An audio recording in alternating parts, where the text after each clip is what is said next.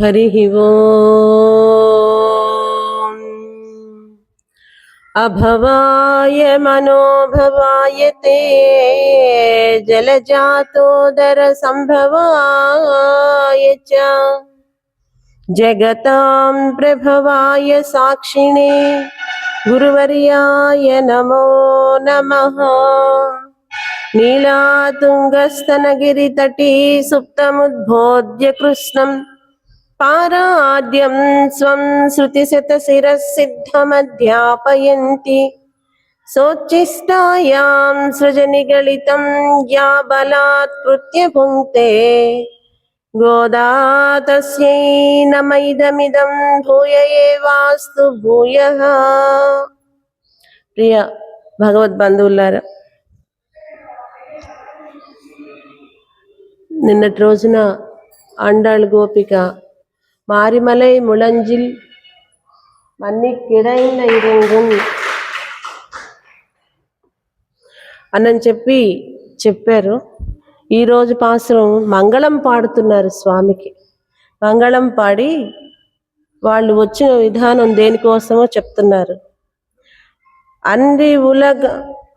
அன்று உலகமளந்தாயடி போத்தி சென்றெங்குலை தென்னை இலங்கை செத்தாய் திரள் போத்தி ஒன்று செகடமுதைத்தாய் புகழ் போத்தி கன்று குணிலா எரிந்தாய் கடல் போத்தி குன்று குடையை எடுத்தாய் குணம் போத்தி வென்று பகை கெடுக்கும் நின் கையில் வேல் போத்தி என்றென்று சேவகமும் ஏத்த பறை கொள்வான் இன்று யாம் வந்தோம் இரங்கேலோரெம்பாவாய். அன்றி உலகமளந்தாய் அடி போத்தி.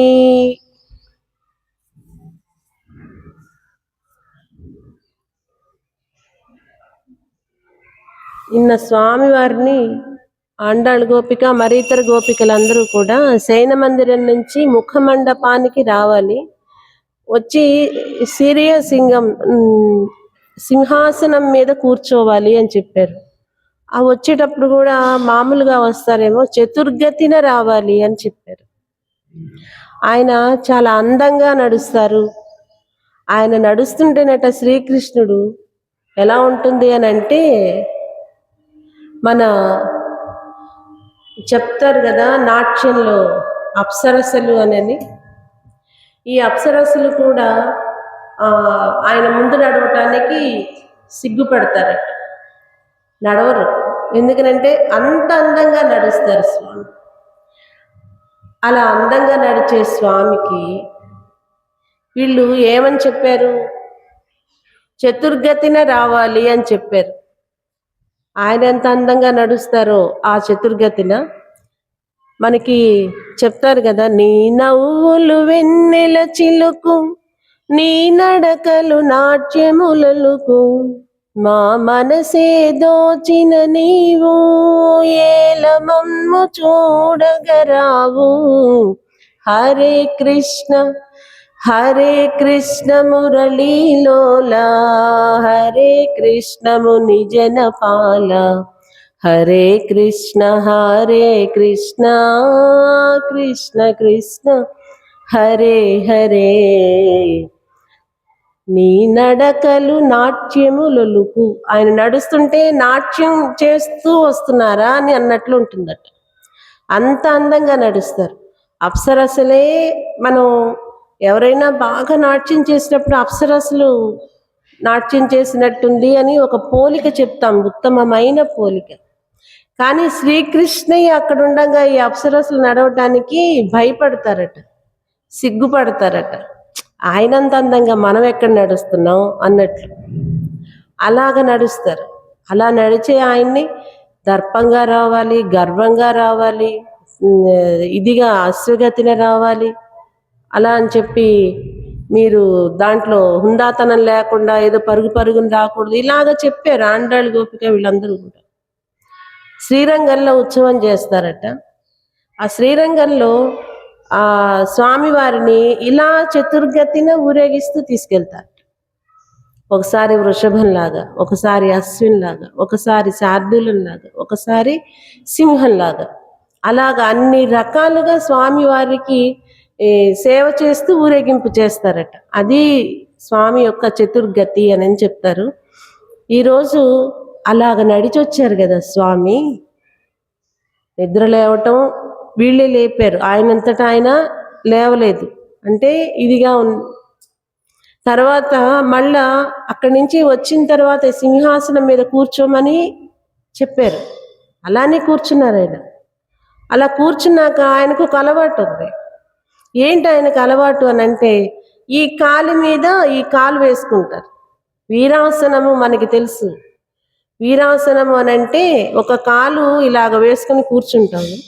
అలాగ వేసుకున్నప్పుడు ఆ అరికాలు కనిపిస్తుంది. ఆ అరికాలు కనిపించినప్పుడు వీళ్ళు చూశారు దాన్ని. అరెరే, ఎంత కందిపోయారు, ఈ పాదం ఎంత కందిపోయింది, ఎంత ఎర్రగా అయిపోయింది, ఎంత సుకుమార శరీరం కలిగిన వాడు శ్రీకృష్ణయ్య. నిన్న చెప్పుకున్నాము అతసీ పుష్పము అని చెప్పి. దానికి చల్లదనము, మెత్తదనము, సౌందర్యము, ఆకర్షణ ఉంటాయి ఆ పుష్పానికి. అదొక ప్రత్యేకత అని చెప్తున్నాం. అలాంటి ఆయన నడిచి వస్తే బాగుండేదేమో, చతుర్గతిన రావాలి అని అలాగ వచ్చేసరికి ఈ పాదం కందిపోయిందే, అరే రే అని చెప్పి వీళ్ళు మంగళం పాడదామని చెప్తున్నారు. మంగళము అంటే ఏంటి? మంగళము అని అంటే మనం తిరుప్పావై అంటే ఏంటి అని అడిగినప్పుడు ఏం చెప్తాం? తిరు అంటే శ్రీ, పావై అంటే పాట, మంగళకరమైన పాట అని చెప్తాం. తిరుప్పావై అంటే ఏంటి? ప్రతి చోట చెప్తున్నారు. తిరుప్పావై అంటే ఏంటి అని అడిగితే ఏం చెప్తాం? మంగళకరమైన పాట. పూలను ధరించి పాటను పాడి, పూలను ధరించింది కాబట్టి పూమాలని స్వామికి రంగనాథునికి అర్పించి పాటను పాడి ఆ పాటని స్వామికి అంటే తను అర్పించింది కాబట్టి అది మంగళకరమైన పాటను పాడి స్వామిని చేరింది గోదా అని చెప్పి చెప్తారు మనకి. ఈ మంగళకరమైన పాట అని చెప్పి చెప్తున్నారు. అంటే 30 పాసురాలు కూడా మంగళకరమైనవే.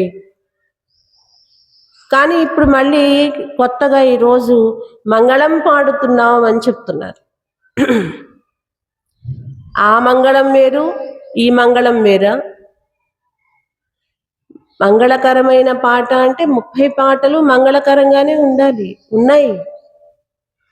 మళ్ళీ అడిల్పోత్తి, వేల్పోత్తి, తిరల్పోత్తి, కైల్పోత్తి అని ఇలా చెప్తున్నారు. అదేంటో చూద్దాం. వామనమూర్తిగా వచ్చి దేవతల ఈ భూమండలం అంతా తనది అని చెప్పి పీడించుతూ ఉన్నా, ఎవరు పీడించారు? బలిచక్రవర్తి.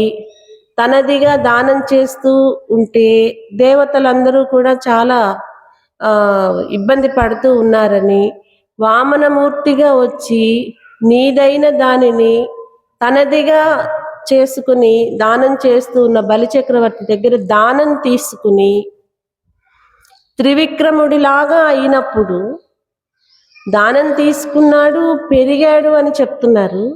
ఆ త్రివిక్రముడిలాగా ఈ భూమండలం అంతా కొలిచావు కదా ఆనాడు. ఈ భూమండలం కొలిచారు, మనకి ఇచ్చేశారు, మనం ఇప్పుడు ప్రశాంతంగా ఉన్నామని చెప్పి దేవతలు వెళ్ళిపోయారు. వాళ్ళు మంగళం పాడారో లేదో మాకు తెలీదు. ఆనాడు ఈ లోకమంతా కొలిచిన నీకు ఈ పాదములు ఎంత కందిపోయి ఉంటాయో, ఈనాడు ఇక్కడ మేము ఆ త్రివిక్రమ అవతారము దాల్చి భూమండలాన్ని కొలిచిన పాదానికి మంగళం పాడుతున్నాం. రావణాసురుడు సీతాదేవిని అపహరించుకుని వెళ్ళినప్పుడు దక్షిణ దిశకి వెళ్ళి తన భవనానికి వెళ్ళి తన సైన్యాన్ని, తన కుమారుల్ని, తన మంత్రులని అందరినీ సంహరించి రావణాసురుణ్ణి కూడా ఒక్కొక్కసారి మనసు మార్చుకుంటారేమో అని చెప్పి ఓర్పుగా పరీక్ష చేసుకుంటూ అలా అయినా మారకపోయినా రావణాసురుని వధించిన బాహుబలానికి మంగళం పాడుతున్నాం. మనకి చెప్తారు, రామ రావణయోర్ యుద్ధే, అక్కడ జరిగిన యుద్ధం, ఆ యుద్ధానికి సరి ఇంకొకటి లేదు అని చెప్పి, చాలా గొప్పగా జరిగింది ఆ యుద్ధం అని చెప్పి, ఆయన కోదండానికి కూడా నిమిషానికి 1000 మంది గనక చనిపోతే, అట్లా ఒక 10,000 మంది చనిపోతే ఒక్కసారి మోగుతుందట. మన రామచంద్రమూర్తి దగ్గర ఉన్న కోదండం యొక్క చిరుగంట, ఆ చిరుగంట ఒక్కసారి మోగితే 10,000 మంది చనిపోయారు అనేది ఒక లెక్క.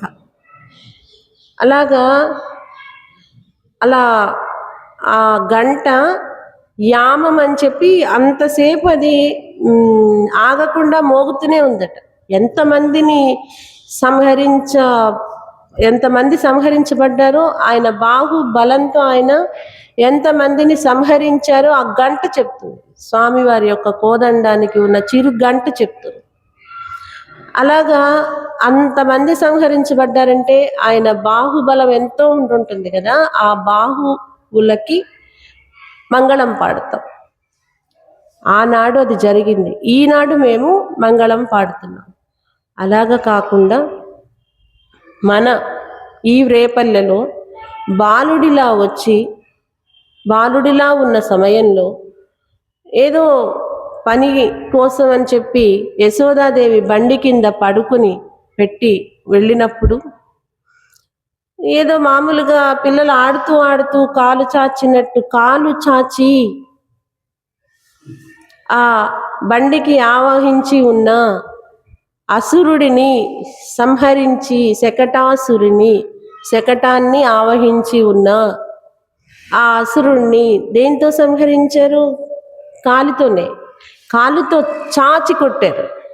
కొట్టేసరికి ఆ బండి చక్రాలు సందులు వీడి ఆ మధ్యలో ఉన్న బాడీ మొత్తం తునాతునకలైపోయింది. చిన్న పిల్లవాడు, అంత పెద్ద బండి, ఆ బండిని అలా చాచి కొట్టడానికి ఆ బలం ఎంత ఉపయోగించారో, తర్వాత ఆ పాదం ఎంత కందిపోయి ఉందో, అందువలన ఈ పాదానికి మంగళం పాడుతున్నాం. అదే కాక ఇంద్రుడు తనకి చేయవలసిన యజ్ఞం, తానే ఈ యజ్ఞానికి నేను అధికారిని, తానే ఈ వర్షం కురిపించే ఒక నాయకుడిని అని భావించి, రేపల్లెలో చేస్తున్న యజ్ఞం ఇంద్రుడికి సంబంధించినది చేయలేదు అని చెప్పి కోపంతో ఆయన వర్షాన్ని కురిపించారు, రాళ్ల వర్షాన్ని. ఆ రాళ్ల వర్షం కురిసినప్పుడు ఇక్కడున్న ప్రజలందరూ కూడా బాధ పడతారు కదా, రాళ్ల వర్షం అంటే బాధే కదా. ఆ రాళ్ల వర్షం కురవనివ్వకుండా గోవర్ధనగిరి పర్వతాన్ని ఎత్తారు కదా కృష్ణయ్య, మనందరికీ తెలుసు. అలా గోవర్ధనగిరి పర్వతం ఎత్తినప్పుడు ఈ చేతులు ఎంత కష్టపడి ఉంటాయో, అవి ఆ పిల్లవాడు చూడు ఆ వేలితో గోవర్ధనగిరి పర్వతం ఎత్తాడు, ఎంత ఇదో అని చెప్పి ఎంతమంది చూసి దిష్టి పెట్టారో, ఈ బాహువులకి మంగళం పాడుతుంది. అలాగే నీ కళ్యాణ గుణాలకి మంగళం పాడుతున్నాం. ఇలాగా స్వామి యొక్క పాదాలకి, బాహువులకి, ఆయన యొక్క ఔదార్య గుణాలకి మంగళం పాడుతున్నప్పుడు వీళ్ళకు ఒక సందేహం కలిగింది. అరేరే, స్వామి యొక్క అందాన్ని దాచుకోవలసింది పోయి మనమే చెప్తూ ఉన్నాము. నా పిల్లాడు బలవంతుడు అని తల్లి చెప్తుందా? వాడేదో అన్నట్లు పెంచుతుంది. తల్లి ఎప్పుడూ పిల్లవాడిని దాచే పెంచుతుంది. అలాగా మనమే చెప్తూ ఉన్నాము, ఇదింకా ఎంత దిష్టం, ఇది ఇంకా ఎంత ఇది కలుగుతుందో అని చెప్పేసి, అది కాదు, నీ చేతిలో ఉన్న వేలాయుధానికి మంగళం పాడుతున్నావు.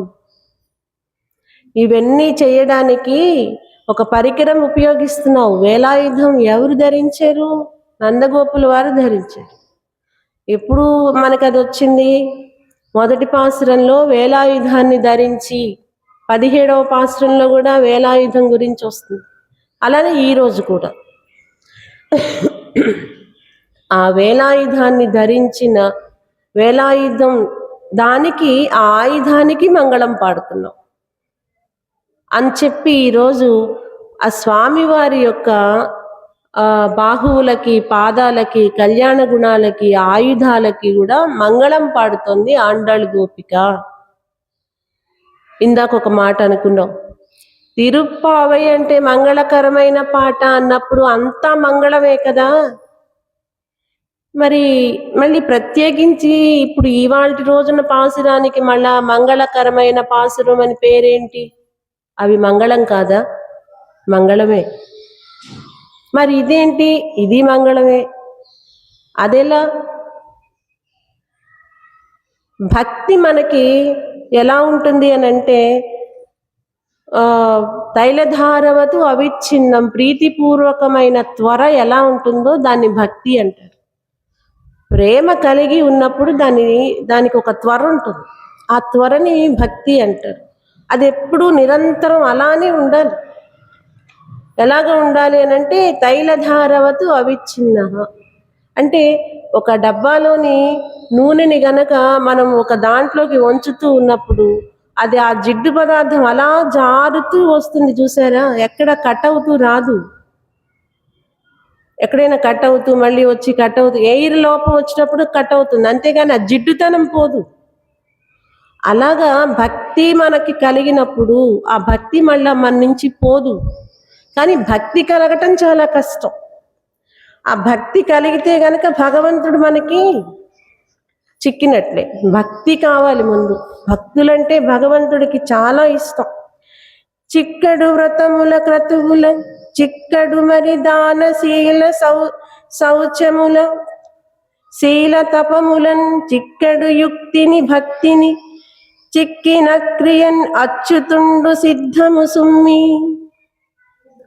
చిక్కడు వ్రతముల క్రతువుల, వ్రతాలు చేసిన, దీర్ఘయాగాది క్రతువులు చేసిన, దానాలు చేసిన, శౌచము శీలము తపమును చేసిన చిక్కడటైన. మరి ఇవన్నీ ఎందుకు చేయిస్తున్నారు మన చేత? పూజలు చేయమంటున్నారు, దానాలు చేయండి అంటున్నారు. ఈ పాసురాల్లో కూడా ఆండాళ్ గోపిక అదే చెప్పింది. మనం దానం చేయాలి, పూజలు చేయాలి, ఔదార్యంగా ఉండాలి, ప్రతి ఒక్క పాసురంలోనూ ఏదో ఒకటి వాత్సల్యంగా ఉండాలి, ఇలా చెప్తూ ఉంది. వీటన్నిటి చేత భగవంతుడు చిక్కడు అని చెప్తున్నారు ఇక్కడ. మరి భగవంతుడు ఎప్పుడు చిక్కుతాడు మనకి? ఇవి చేయిస్తే చిక్కడట. భక్తి ఉంటేనే చిక్కుతాడట. భక్తి ఎలాగా? ఇవన్నీ చెయ్యాలి. ఇవన్నీ ఎలాగ చెయ్యాలి? ఎలా చెయ్యాలంటే, భక్తితో వ్రతములు చేయాలి, భక్తితో క్రతువులు చేయాలి, భక్తిగా దానం చేయాలి, భక్తిగా శౌచశీలములతో ఉండాలి, భక్తిగా తపమును చేయాలి. ఒక మండలి దీక్ష చేస్తున్నాము. మొదటి రోజు 4:30కే లేచి 6 దాకా జపం చేసుకుని, ఆ తర్వాత ఒక ఇన్ని పూలతో స్వామివారికి పూజ చేసేసి, ఒక 2 రోజులు అయిపోయేదాకా ప్రశాంతంగా ప్రతిసారి మనం తీసుకున్న మండల దీక్ష, ఏ దీక్ష చేస్తున్నామో ఆ దీక్ష నామాన్నే చక్కగా అనుకుంటూ, ఒక 10 రోజులు అయిపోయిన తర్వాత ఇన్ని పూలు కూడా అవి దొడ్లో ఉన్నాయో లేదో చూసుకుని ఆ పూల వరకు తీసుకొచ్చి, ఇన్ని పూలు పెట్టమని భగవంతుడు చెప్పాడా? లేదా ఆయన దగ్గరే కూర్చోమన్నాడా? ఏదో వేదాంతం, ఏదో ఒక రకమైన మనకి మనస్సుకి దేహానికి నచ్చిన వాక్యాలు పలుకుకుంటూ అది చేయటం వల్ల భక్తి కుదరదు. 10 నిమిషాలు స్వామి దగ్గర కూర్చునుంటే ఆ 10 నిమిషాలు నీకు మంత్రం ఇచ్చిన గురువు, నువ్వు దీక్ష చేద్దాం అనుకుంటున్న స్వామి, ఈ ప్రకృతిలో ఆయనకి చేర్చవలసిన పదార్థాలు, ఈ ప్రకృతి నుంచి స్వామి దగ్గరికి మనం ఏం చేరుస్తాం? పూలు చేరుస్తాం, పసుపు చేరుస్తాం, కుంకుమ చేరుస్తాం, గంధం చేరుస్తాం, అగరబత్తులు, ఇలాంటివి. ఇవన్నీ ప్రకృతి నుంచి వచ్చినవే కదా. వాటితో గురువుని తలుచుకుంటూ నీవు ఏ రూపాన్నైతే ధ్యానంగా దీక్షగా తీసుకున్నావో ఆ స్వామిని దర్శిస్తూ 10 నిమిషాలు చేస్తే ఇంకేమీ గుర్తుకు రాకూడదు. ఇంకా ఏమి గుర్తుకు రాకూడదు మనకి, అవే గుర్తుకు రావాలి. అవి గుర్తుకు వచ్చిన నిమిషాలు అవి సెకండ్స్లో ఉన్నా సరే దాని వైబ్రేషన్ దాంది. గంట సేపు చేస్తే భగవంతుడు వచ్చి అరగంట కరుణిస్తాడు అని ఎక్కడా లేదు. 2 నిమిషాలు చెయ్యి, నిశ్చలంగా మనస్సు, భగవంతుడు, గురువు, నేనే, ఇంకెవరు లేరు, అలా ఒక 10 నిమిషాలు చెయ్యి, దాన్ని భక్తి అంటారు. ఒకరోజు గంట చేసేసి, ఇంకో రోజు 2 గంటలు చేసేసి, 365 రోజుల్లో నేను 2 గంటల సేపు స్వామి దగ్గర పూజ చేశాను అని చెప్పి, తర్వాత ఇక అసలు ఆ స్వామి యొక్క వైపే తిరిగి చూడకుండా, ఏటి సూతకం ఉంది, మా వాళ్ళు ఎవరో చనిపోయారు, వాళ్ళు ఎవరో ఇదయ్యారు, వీళ్ళు ఏమైనా దీపం పెట్టకూడదు, అది అసలు ముందు ఎవరైనా చనిపోయారు ఏదైనా జరిగింది అనగానే మేము దీపం చేయకూడదు, అసలు దాన్ని ఎవరు అడిగారు? నేను దీపం చెయ్యొచ్చా ఎవరు అడిగారు? అంటే స్కూల్కి వెళ్ళే పిల్లవాడు ఎప్పుడు స్కూల్ ఎగకూడదామా అని చెప్పి ఏం చేస్తాడు, నాకు ఇవాళ కడుపు నొప్పి వచ్చింది, అక్కడికి వెళ్తే ఇంకెక్కువ అవుతుందేమో కాబట్టి నేను వెళ్ళను, లేదు నాకు మోషన్స్ అవుతున్నాయి, నాకు అక్కడికి వెళ్తే నీరసం వస్తుందేమో ఇంకా నేను వెళ్ళను అని ఎలాగైతే కాజు ఎత్తుక్కుంటూ ఉంటాడో, అంటే అందరూ అలా ఉన్నారు లేకపోతే ఇది జరుగుతుంది అని కాదు నేను చెప్పటం. ఏదైనా జరిగింది అశౌచం అనగానే వెంటనే దీపం దగ్గరికి వెళ్ళిపోతుంది మన మైండ్. ఇక అక్కడికి వెళ్ళి మేము పెట్టకూడదు కదా, మేము పాదుకలు తీసుకోకూడదు కదా, మేము చేయకూడదు లేకపోతే ఎంతో చేసేవాళ్ళం. ఎప్పుడో 10 ఏళ్ళకో 15 ఏళ్ళకో ఒకడు పోతాడు ఇంట్లో, ఓ 25 ఏళ్ళకో. ఆ ఒక్క సంవత్సరమే ఈ 25 ఏళ్ళ నుంచి చేసాను ఇప్పుడేదో అయిపోయింది అనేలాగా అనుకుంటాం మనం. మేము అది చేయకూడదు కదా, మేము అది చేయకూడదు.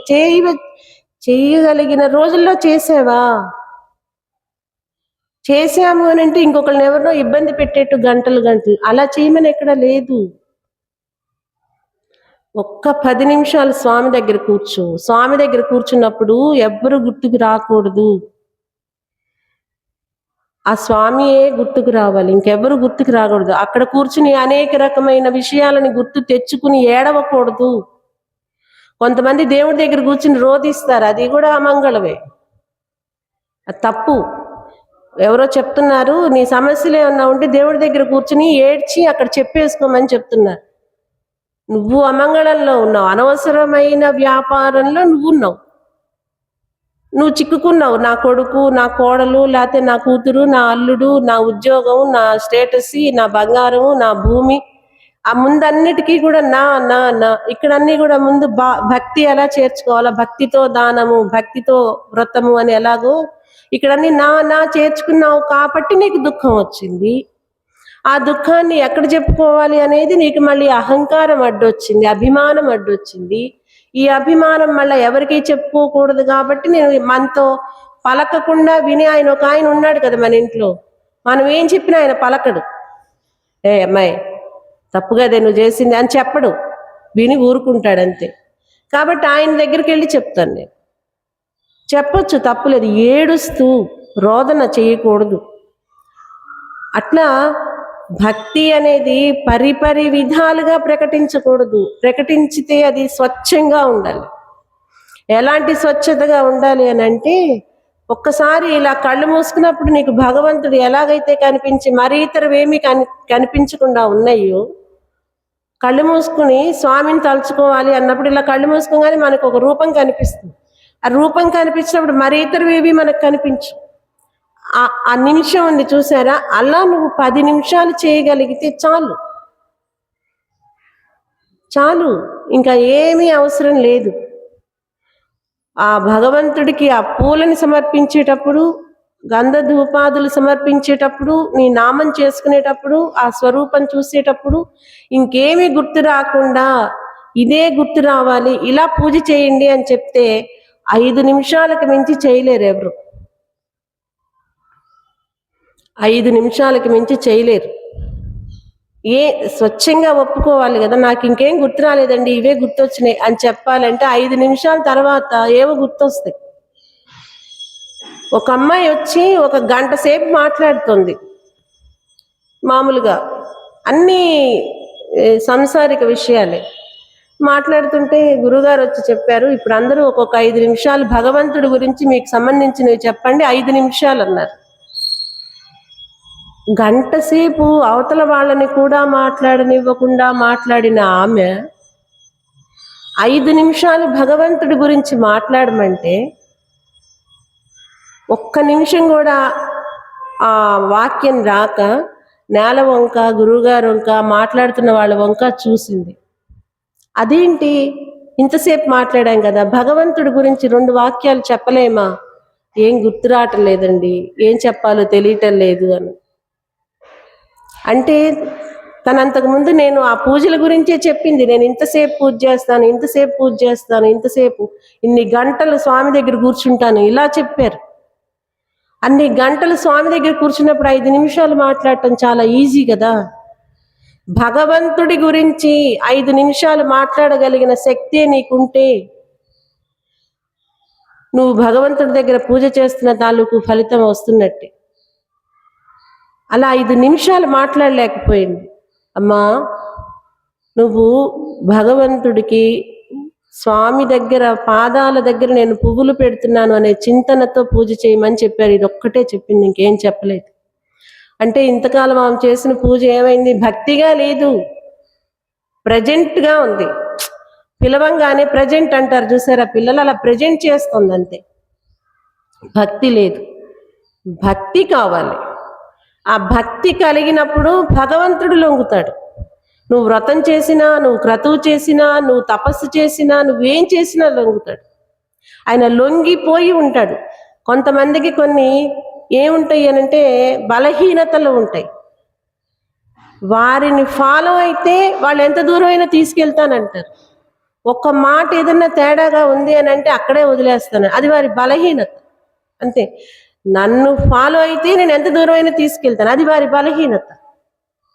కొంతమందికి ఇంకొకటి ఉంటుంది, నాకు ఎదురు చెప్తే వాళ్ళ మొహం వంక కూడా చూడను, అది వారి బలహీనత. నేను ఎవరికి ఎదురు చెప్పను, ఎవరైనా సరే వాళ్ళు బాధపడేలాగా నేను ప్రవర్తించను. కానీ నాకెవరైనా ఎదురు చెప్పారనుకోండి, నేను వాళ్ళ మొహం వంక కూడా చూడను, అది వారి బలహీనత. ఇలా బలహీనతలు ఉంటాయి, కొంతమంది ఉంటాయి. 100 చీరలు ఉంటాయి,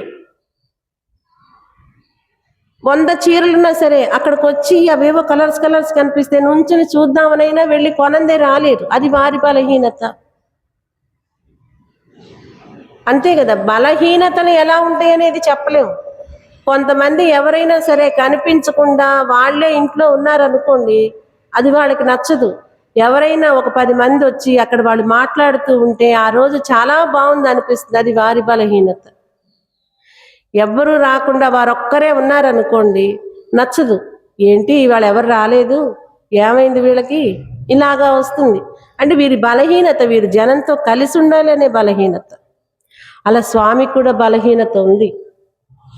కాబట్టి మనకు బలహీనత ఉండటంలో తప్పు లేదు. స్వామికి ఉంది కదా బలహీనత, మనకు ఉండడంలో తప్పు లేదు. ఆయనకు ఒక బలహీనత ఉంది. ఆయన బలహీనత ఏంటో తెలుసా? మనం 5 నిమిషాలు పూజ చేస్తే భక్తిగా అని చెప్తున్నామే, అలా ఎవరైతే భక్తిగా పూజ చేస్తారో వారికి ఆయన లొంగిపోయి ఉంటారట. ఎవరికి చిక్కనాయనా ఇక్కడ చిక్కాడు. ఎవరికి చిక్కాడు? తల్లి చేతన్ రోలన్. ఎవరికి చిక్కడు? చిక్కడు సిరి కౌగిటిలో, చిక్కడు సనకాది యోగి చిత్తాబ్జములన్, చిక్కడు శృతి లతికావళిన్, చిక్కెనతడు భక్తి చేతన్ తల్లి చేతన్ రోలన్. ఎవరిక్కడ తల్లి యశోద? ఎవరు? మనం ఎవరని చెప్పుకున్నాం? యశోదాదేవి 17వ పాసురంలో భక్తి అని చెప్తున్నారు, దానికే ఆయన చిక్కుతాడన్నారు. ఇక్కడ యశోదాదేవికి ఎలా చిక్కాడు? యశోదాదేవి మంత్రం అని చెప్పుకున్నాం కదా, ఆ మంత్రానికి చిక్కాడు. యశోదాదేవికి కూడా ఊరికనే చిక్కారు ఆయనేం ఊరికనే చిక్కలేదు. ఆమె పరిగెత్తి పరిగెత్తి పరిగెత్తి ఆమె ముడి పువ్వులు ఊడిపోయి, ఆమె అలసిపోయి, స్వేదం అంటే చెమట వచ్చి అలుపు తీర్చుకోలేక, ఆగరా కన్నా ఆగు ఆగు, నేను నిన్ను పట్టుకోవాలి, ఆగమని చెప్పి ఆమె బ్రతిమిలాడితే పట్టుకుంది.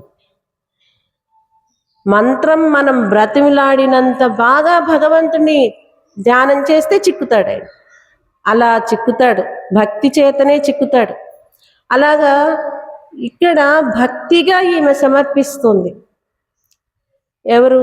ఆండాళ్ గోపిక. భక్తిగా సమర్పిస్తున్న ఈమెకి భక్తికి మళ్ళా 2 లక్షణాలు ఉన్నాయి. ఏంటి భక్తికి 2 లక్షణాలు అని అంటే, జ్ఞానభక్తి, ప్రేమ భక్తి 2 ఉన్నాయి. మనకు ఒక విషయం తెలుసు, గోపికా భక్తి తెలుసు కానీ ప్రేమ భక్తి ఏంటి అని. అది గోపికా భక్తి అండి అని చెప్తాం. జ్ఞాన భక్తి, ప్రేమ భక్తి. భక్తి కూడా 2 రకాలుగా ఉంటుంది. అసలు భక్తి రావడానికే ఇంత కష్టపడాలి మనం. ఈ వచ్చిన భక్తికి మళ్ళీ జ్ఞానం ఉందట, మళ్ళీ ప్రేమ ఉందట. కానీ ఈ 2 విరోధి. ప్రేమ జ్ఞాన విరోధి. ప్రేమ ఉన్న చోట జ్ఞానం వికసించలేదు, కానీ జ్ఞానం ఉన్న చోట ప్రేమ ఉంటుంది. భక్తితో జ్ఞానం ఉంది అని అంటే భక్తితో ప్రేమ ఉంటుంది. అలానే ఇక్కడ 23వ పాసురం వరకు ఆమె భక్తితో జ్ఞాన దశతో ప్రకాశించింది. మనకన్నీ అలాంటివే చూపించింది. అది విన్నారా? ఇది విన్నారా? ఇక్కడ ఈ ధ్యానంలో ఉంది గోపిక, చూసారా? ఇక్కడ ఈమె ఈ అవస్థతో భగవంతుణ్ణి కొలుస్తోంది, చూసారా? ఇలా మనకి జ్ఞానంగానే చెప్పింది ఈ రోజు వరకు కూడా. ఇక్కడ మనకి నిన్నటి రోజున కూడా పర్వత గుహల్లో నివసిస్తున్న సింహము ఇలాగా ఉంది, చూసారా? ఇలా జ్ఞానంగానే చెప్పింది. స్వామి యొక్క పాదాలు చూసిన తర్వాత ఆమెకి ఏమైందో తెలిసిన, ప్రేమ జనించింది. ప్రేమ భక్తితో మంగళం పాడుతుంది. మనము మంగళం అనేది, రక్ష అనేది ఎవరికి పెడతాం మన ఇంట్లో? చిన్న పిల్లలకి పెడతాం. ఎప్పుడు పెడతాం? ఏవైనా కార్యక్రమాలు జరిగినప్పుడు, పిల్లలు బాగా రెడీ అయినప్పుడు, అమ్మో పక్కన వాళ్ళు ఏదో చూసేశారు, వీళ్ళు గుడ్లు మాడిపోను, వాళ్ళు అదైపోను, వీళ్ళు ఇదైపోను, ఇక నోటికి ఏదొస్తే అది పెడతాం. అంతే కదా? ఎందుకు పెడతాం? మన అమ్మకో, మన నాన్నకో, మన అన్నయ్యకో, లేకపోతే మన తమ్ముడికో, లేకపోతే మనని ఇంతకాలం భరిస్తున్న వాళ్ళు ఉన్నారు కదా, మన సగభాగానికో మనం ఎప్పుడైనా దిష్టి తీసామా? ఏనాడైనా దిష్టి తీస్తాను రండి, మీకు చాలా రోజులైంది దిష్టి తగిలింది అని చెప్తాం ఎప్పుడైనా? ఏమిటో నేను వచ్చిన దగ్గర నుంచి మీరు నన్ను పోషిస్తూనే ఉన్నారు, నాకేంటో మీకు దిష్టి తగిలింది అనిపిస్తోంది, దిష్టి తీస్తానని ఎప్పుడైనా అన్నావా? ఒక్కసారన్నా? పోనీ వారన్నారా మన్ని? అమ్మాయి కూర్చోవే, నువ్వు వచ్చి ఇన్ని రోజులైంది కదా, ఇన్ని సంవత్సరాల నుంచి ఇక్కడ నువ్వు ఇలా చేస్తున్నావు, నీకు దిష్టి తగిలి ఉంటుంది, తీస్తాను అన్నారా? కానీ వీరిద్దరికీ పుట్టిన పిల్లాడు ఉన్నాడు, చూసారా? వాడికి దిష్టి దిగిపోయినా వాడేంటో ఏడుస్తున్నాడు ఇందాకటి నుంచి అని ఆయన చెప్తారు. కూర్చున్నా, నీకు దిష్టి తీస్తాను, అందుకే వాళ్ళ ఇళ్ళకి వెళ్ళొద్దంట, నువ్వేమో అక్కడికే ఇలా ఆడుకుంటావు అని చెప్పి అవతల వాళ్ళని ఇంకేదో ఒక 4-3 అనేసేసి దిష్టి తీస్తాం. ఎందుకు? దేనికి? ఆ రక్ష ఎందుకు పెడతాం పిల్లాడికి? తనకున్న జాడ్యాలు ఏమన్నా ఉంటే పోయి ఆరోగ్యంగా, ఆ తర్వాత జడత్వంగా లేకుండా ఉండటం కోసం ఏ భూత ప్రేత పిశాచాలేమి రాకుండా తాళ్ళు కూడా వేయిస్తారు కదా పిల్లలకి. తాళ్ళు వేయిస్తారు, బిళ్ళలు కడుతుంటారు. ఇది నాకు గుచ్చుకుంటుందమ్మా ఉంచుకోవాలి అది అని చెప్పి కొట్టి మరీ పెడతారు. ఆ కుడి కాలుకో ఎడం కాలుకో నల్లతాడు కడతారు. మన ఇంట్లో పుట్టిన పిల్లవాడికి నిజానికి మనకి తప్ప వాడెవరికి నచ్చడు, కానీ మన ప్రేమ వారికి అంత చేయిస్తుంది. ఏ తల్లి పిల్లవాడు ఆ తల్లికే కదండి నచ్చుతాడు. నచ్చాలని నేను చెప్పనవసరం లేదు. అదే ప్రేమ అంటే, అదే నా కళ్ళతో చూడు అని చెప్తారు కదా, అట్లానే నా బిడ్డ నాకు ముద్దు, కాకి పిల్ల కాకి ముద్దు. ఒకసారి ఒకటి జరిగింది. ఎవరో ఒక ఆయన వచ్చి ఒక సమస్య చెప్పాడు. చెప్పినప్పుడు గురువు గారు అన్నారు, మీ సమస్య తీరాలంటే ఒక 2 రోజులు కోతిని కట్టేయండి మీ ఇంట్లో, అది చెప్తుంది మీ ఇంట్లో ఏం జరుగుతుందో అని చెప్పారు. ఆయన ఏదో కొండపాటి నుంచి ఒక కోతిని తెచ్చుకున్నాడు, ఇంట్లో కట్టేసుకున్నాడు. కట్టేసుకున్న తర్వాత తెల్లారి పొద్దున్నే ఫోన్ చేశాడు. ఫోన్ చేసి ఆయన సమస్య చెప్పాడు.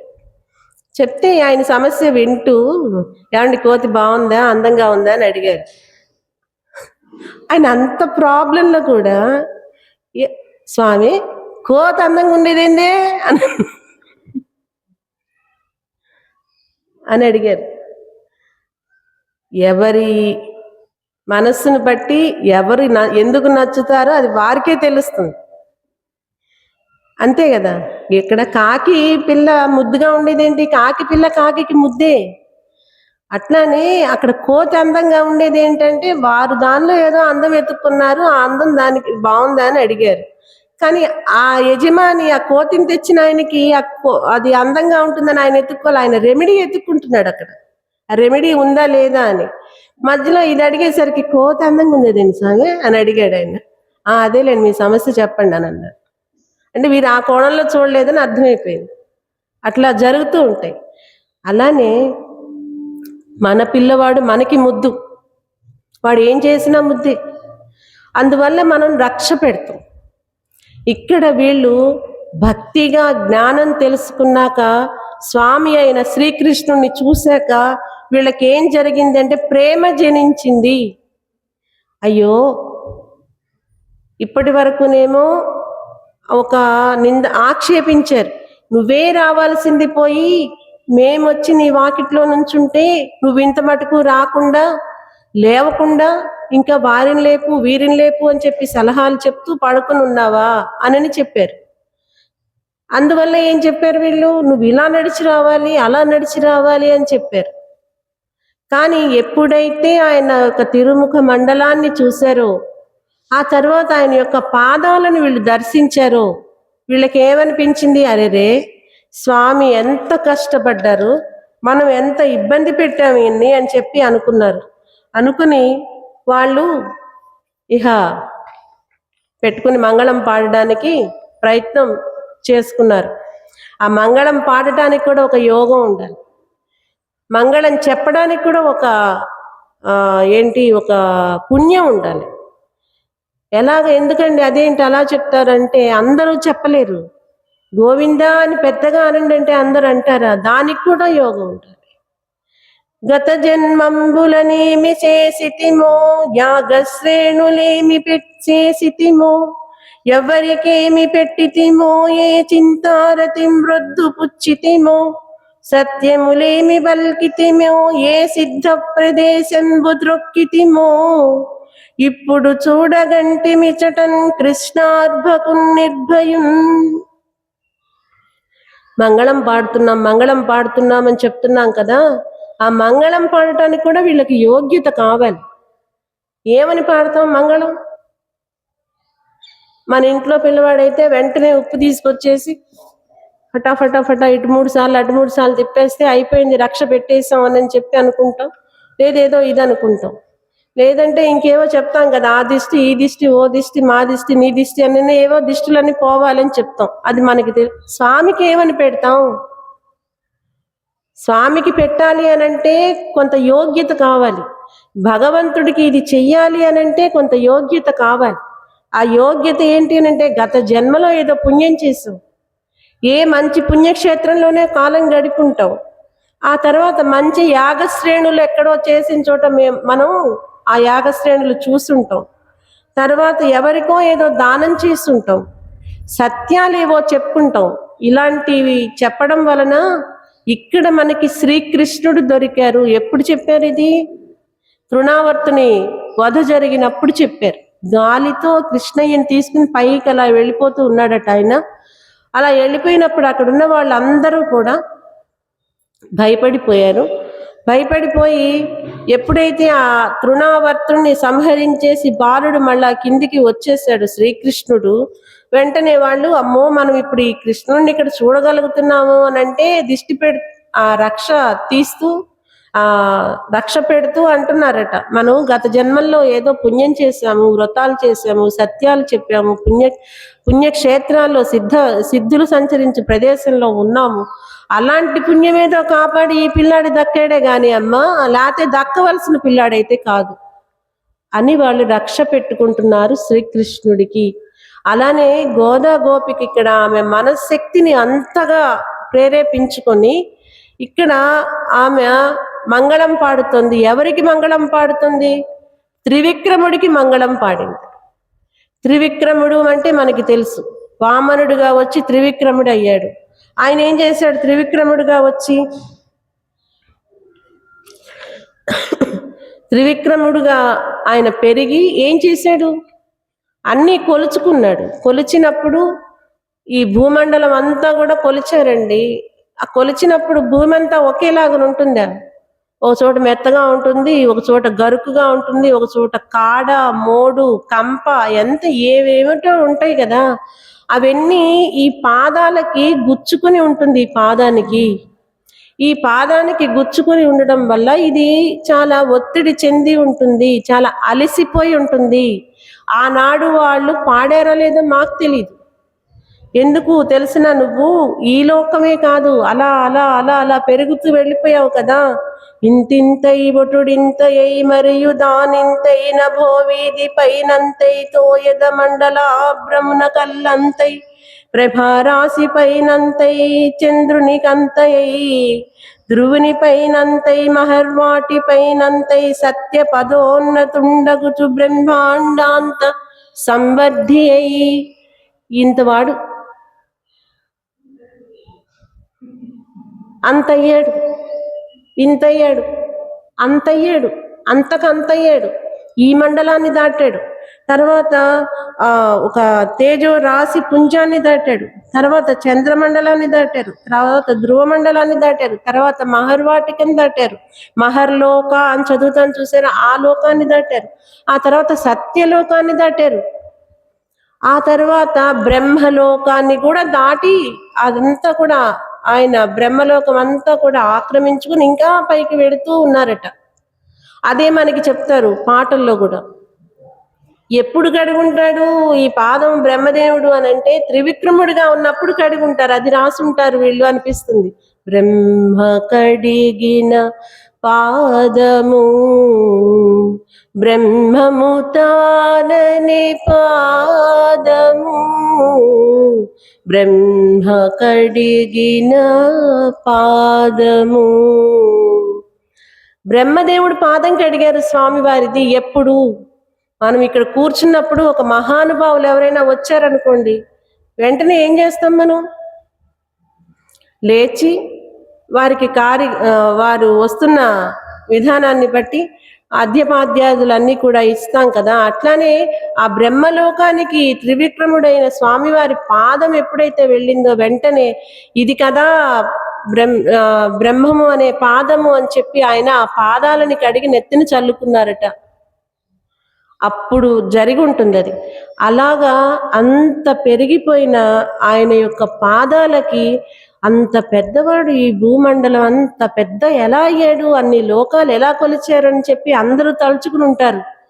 కానీ ఏమైతే ఏదైందిలే, మన భూమి మనకు వచ్చేసిందిగా, మన దేవలోకం మనకు వచ్చేసిందిగా, మన పదం మనకు వచ్చేసింది, మన పదవి మనకి వచ్చేసిందిగా అని వెళ్ళిపోయారో ఏమో మాకు తెలియదు. కానీ ఈనాడు అంత పెద్దవాడివయ్యి ఇవన్నీ కొలిచినప్పుడు నీ పాదం ఎంత అలసిపోయి ఉంటుందో మంగళం పాడుతున్నావు. నీకు రక్ష యగుగాక, ఎటువంటి ఇబ్బంది కూడా నీ పాదానికి కలగకుండా ఉండుగాక.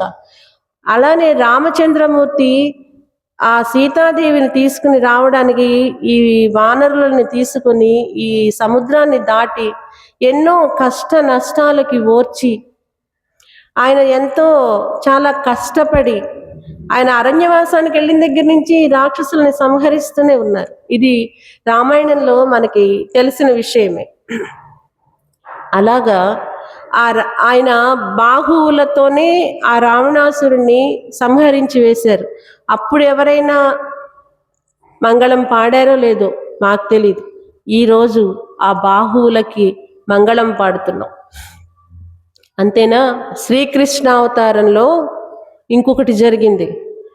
వత్సాసుర, కపిత్హాసుర అనే ఇద్దరు అసురులు, ఒకళ్ళు దూడకి ఆవహించారు, ఒకళ్ళు చెట్టుకి ఆవహించారు. కపిద్ధము అనంటే మనకి వెలగ చెట్టు, వెలగ పండు.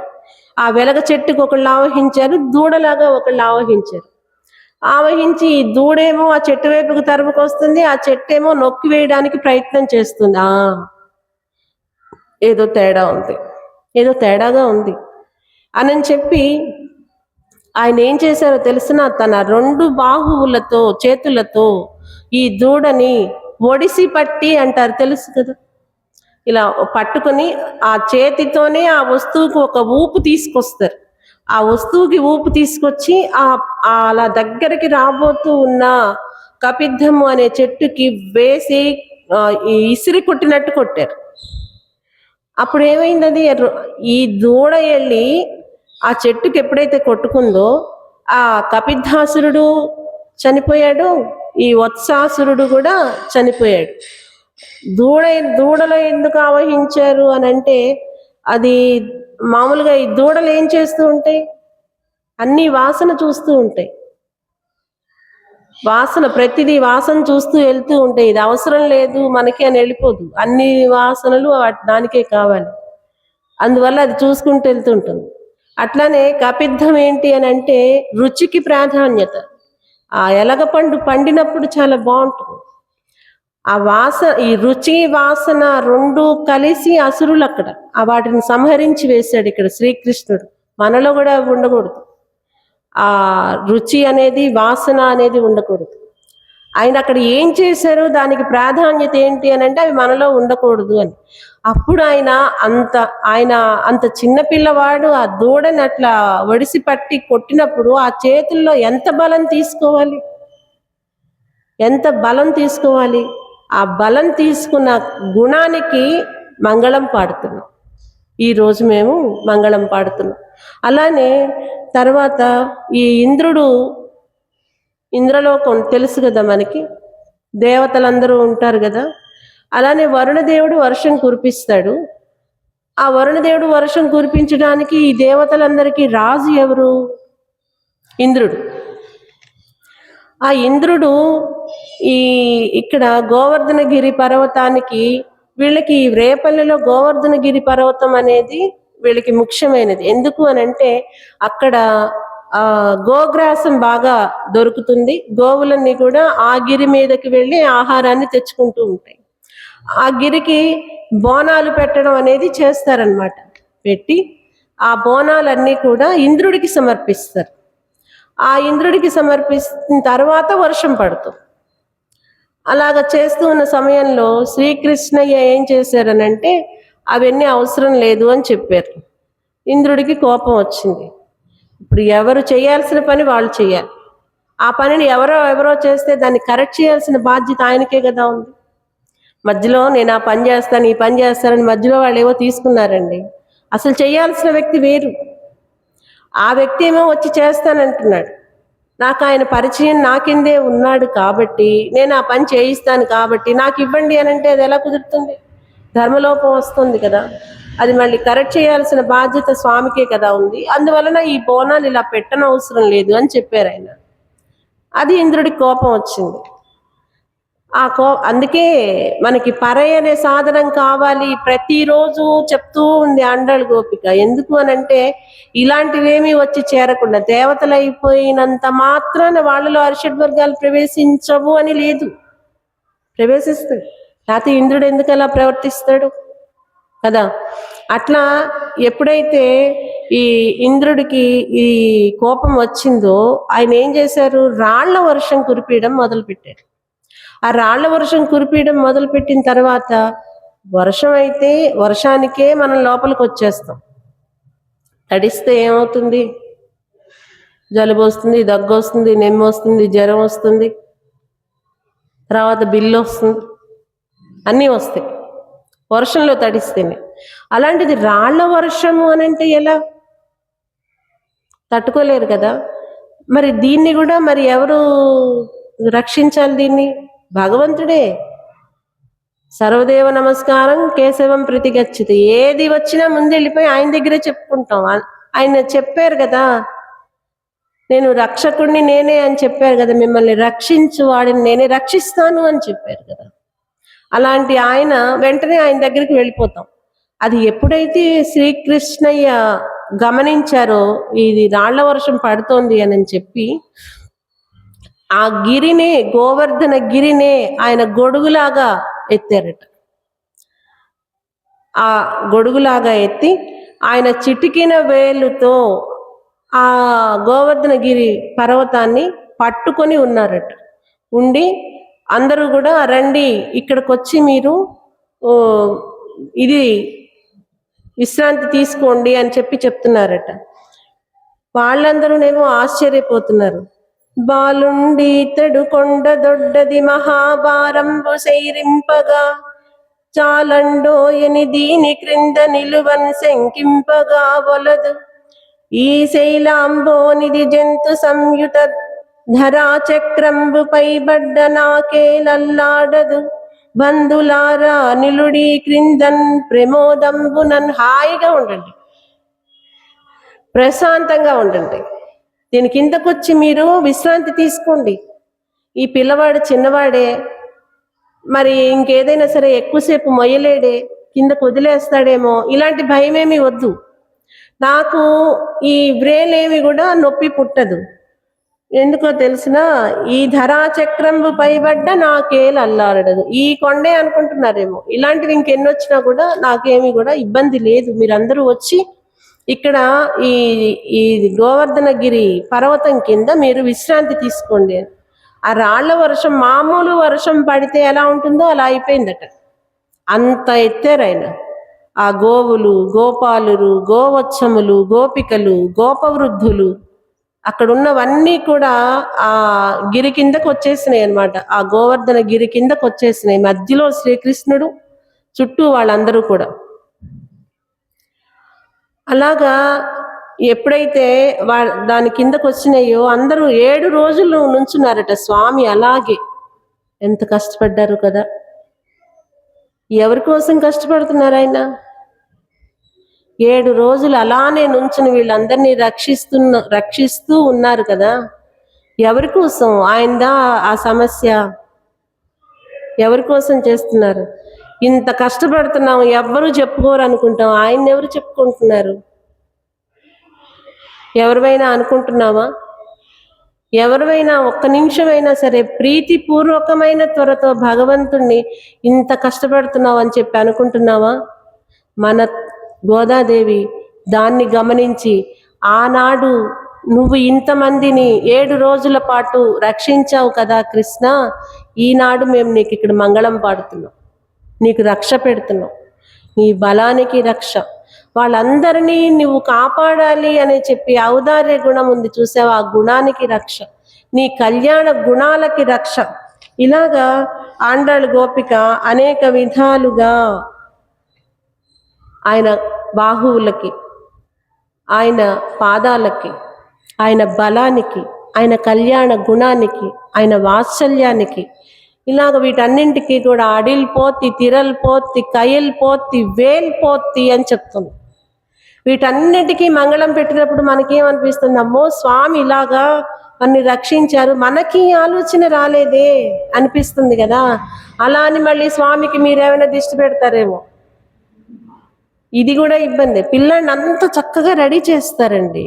రెడీ చేసిన తర్వాత ఆ నుదుటి మీదో లేకపోతే ఈ కణతల మీదో లేకపోతే అరికాల్లోనో ఎక్కడో ఇంత పెద్ద నల్ల మచ్చ పెడతారు.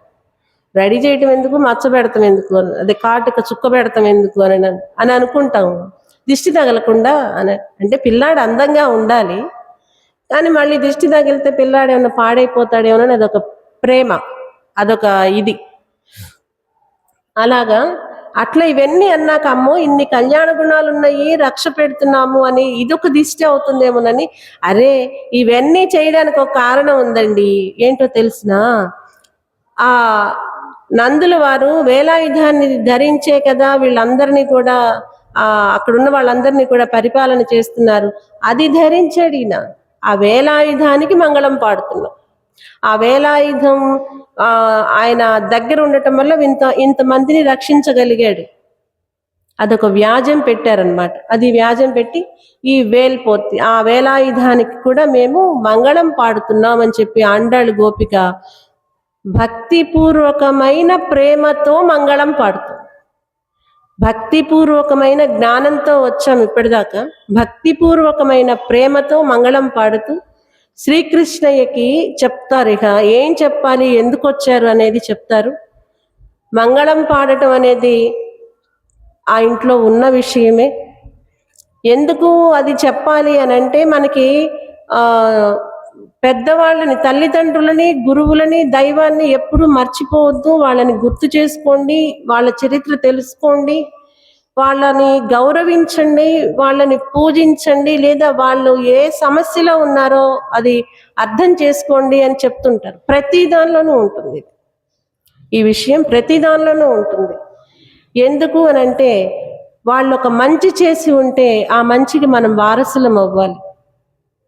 వాళ్ళు ఒక గురువుని గనక పట్టుకుని ఉంటే ఆ వంశంలో మళ్ళీ మనం ఆ గురువుకి వారసులం అవ్వాలి. వాళ్ళు ఒక దైవాన్ని పట్టుకుని ఉంటే ఆ దైవానికి మనం వారసులం అవ్వాలి. ఎందుకు అవ్వాలి? ఈ దైవము, ఈ గురువు, ఈ భక్తి, ఇవన్నీ మంచి మనకేమన్నానా అని అంటే, మనకి దేహాన్ని ఇచ్చారు చూసారా తల్లిదండ్రులు, ఈ దేహాన్ని ఇచ్చే కదా వాళ్ళు మనకి బంధంగా తయారయ్యారు. ఆ బంధం మనకి ఎవరి నుంచి, వారి నుంచే వచ్చింది.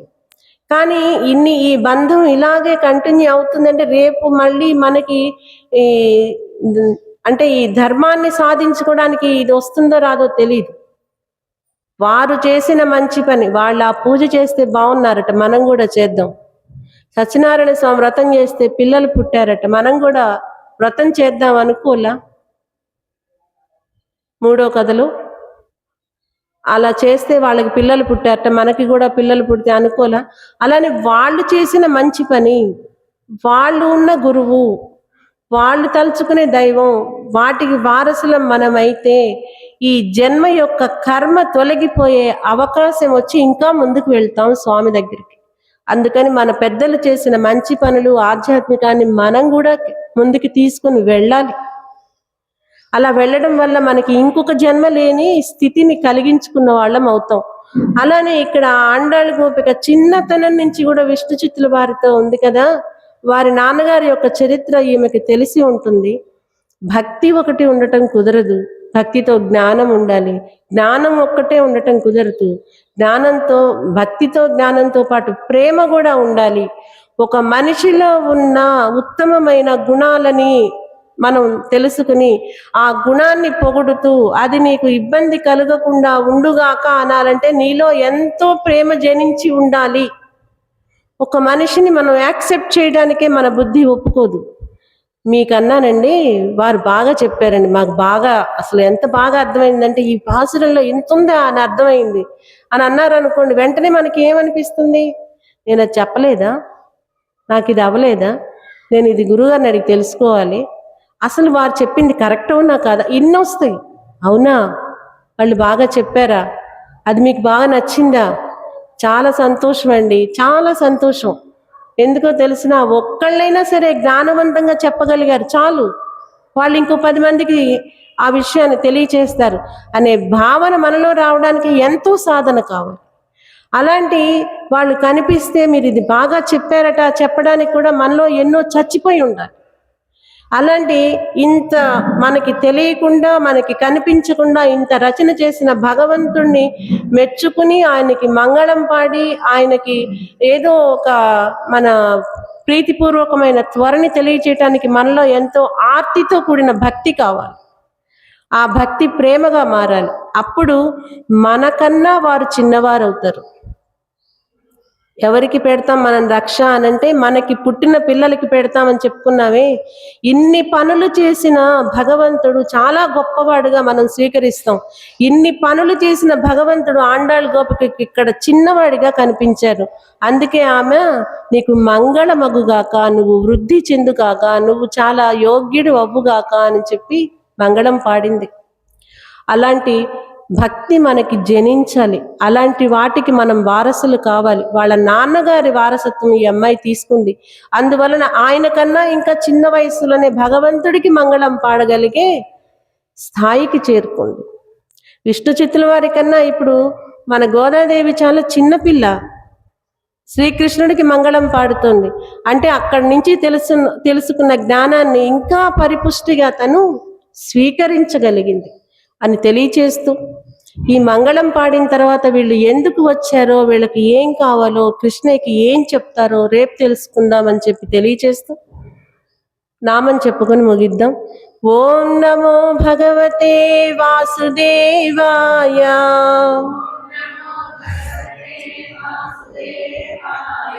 ఓం నమో భగవతే వాసుదేవాయ.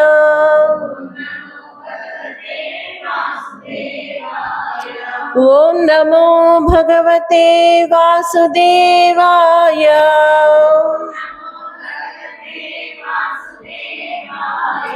ఓం నమో భగవతే వాసుదేవాయ.